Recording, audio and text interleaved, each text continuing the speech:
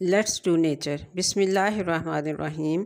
अस्सलाम वालेकुम नाज़रीन, आज मैं फिरनी बनाने के साथ साथ आपके साथ कुछ बातें भी शेयर करूंगी जो मेरे चैनल के बारे में हैं।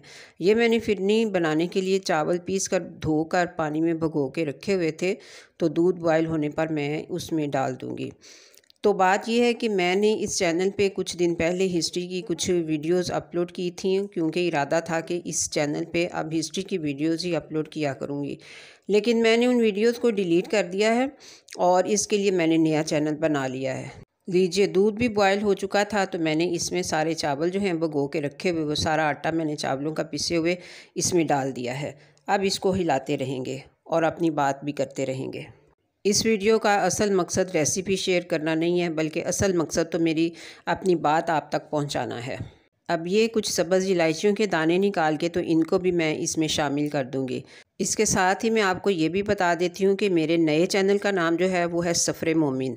सफ़रे मोमिन की डीपी या लोगो जो भी आप कहते हैं वो इधर स्क्रीन पे मैं मेंशन कर रही हूँ, आप इसको देख लीजिएगा। जो लोग हिस्ट्री में इंटरेस्ट रखते हैं वो मेरी इस चैनल सफ़रे मोमिन को सब्सक्राइब कर लें। यूट्यूब पे जाके सफ़रे मोमिन को सर्च करें और ये इस वाली काली वाली डीपी वाले चैनल को सब्सक्राइब कर लें। तो इस चैनल के ऊपर मैं साबका कंटेंट को ही कोशिश करूँगी कि जारी रखूँ, चाहे कम ही सही। असल फोकस तो मेरा न्यू चैनल पे ही होगा इंशाल्लाह।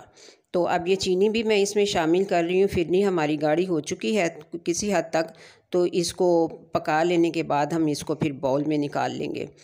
तो ये देख लीजिए आप, फिरनी जो है ये गाढ़ी हो चुकी है, चीनी जो है वो खूब अच्छे से पक चुकी है। तो अब इसको हम बाउल में निकाल लेंगे, मैं आपको निकाल के दिखा दूँगी।